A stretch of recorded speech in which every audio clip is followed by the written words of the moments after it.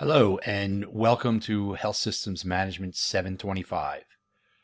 This course will provide an overview of the workings of the healthcare industry with an emphasis on management and administration. The PowerPoint presentations you will be reviewing are based on the text Sultz and Young's Healthcare USA, Understanding Its Organization and Delivery, the 10th edition. The presentations will serve as sort of a mini lecture and are provided to supplement the assigned readings. They are designed to help further explain in greater detail the many topics and concepts highlighted in the text. I do hope you find them informative.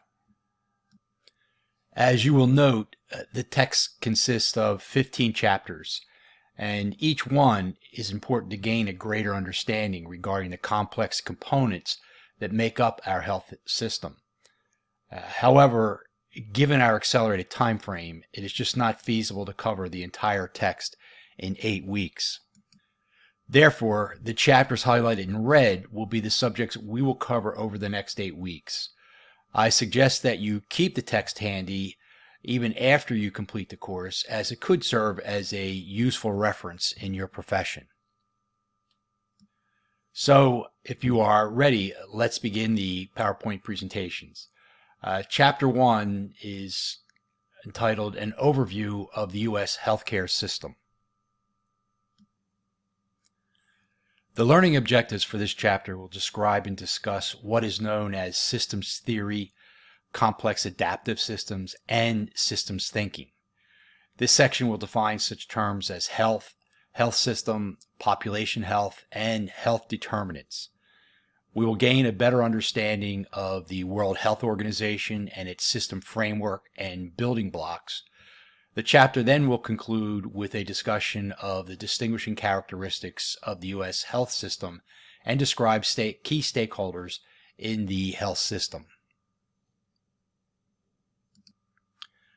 We will also look at the framework of the World Health Organization, which essentially are the building blocks of all health systems. And that's for analyzing health system inputs, processes, and outcomes.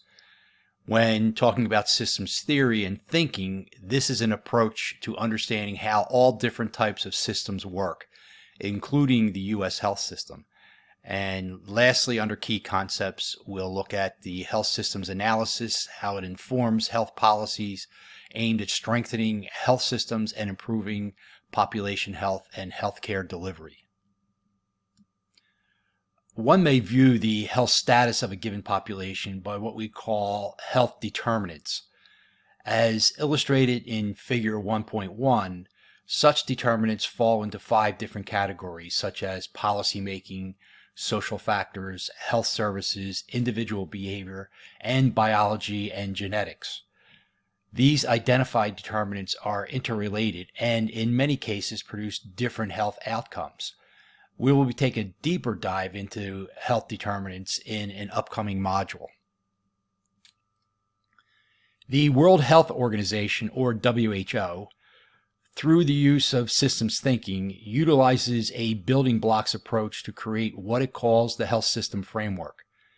These 6 building blocks are employed by the WHO to promote health in countries around the world. The goal of this approach is to achieve outcomes of improved health, increased responsiveness, provide greater protection when it comes to financial risk, and to improve efficiency in the delivery of health services. Again, this health system framework will be revisited in future modules. When evaluating the overall effectiveness of the building blocks or the functioning of a health system as promoted by the WHO, the concept of the triple aim may be used. As depicted in Figure 1.3, the triple aim framework consists of the pursuit of 3 dimensions of healthcare: the patient experience, which includes measuring the ease of access to care; the overall health of a population, which in essence is the measuring of outcomes; and the cost per capita for health services. Many healthcare providers use this framework to measure the quality, access, and overall patient experience of a given provider.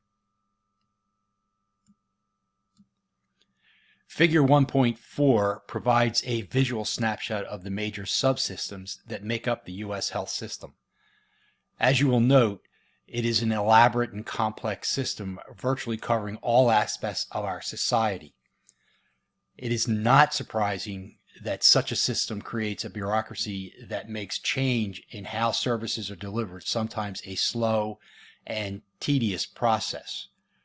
The text provides greater detail in describing each of these subsystems as you go through the chapter.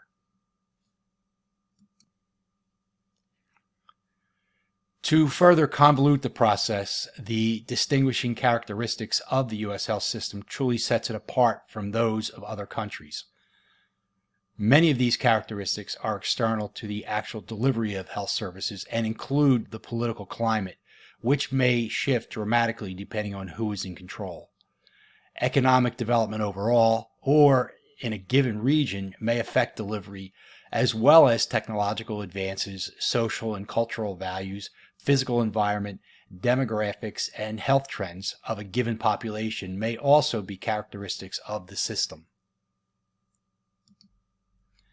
As shown in Figure 1.6, virtually every member of society is a stakeholder when it comes to the delivery of health. It further adds to the complexity of the system. As listed in the slide, stakeholders come in many forms, and depending on where one falls on this scale, can determine the level of influence one may have on services offered, access, cost, quality, and control. When looking at the continuing challenges of our health system, as noted in the text, the United States does not have a well-integrated health system. This was made even more apparent through our recent pandemic, which further illustrated a fragmented system. Many services that we have been developed either through market forces or public initiatives to address specific patient needs. We continue to see legislative initiatives and strategies to reduce costs, increase access, and improve quality. And these issues will continue to be met with additional concerns as we move forward. Improving the health behaviors of citizens to include participation in health decisions will be a key factor as we look to the future. And balancing responsibilities and accountability between government entities and private sectors in enacting healthcare reform will remain a top challenge as we go into the future. So here ends the slide presentation for Chapter 1.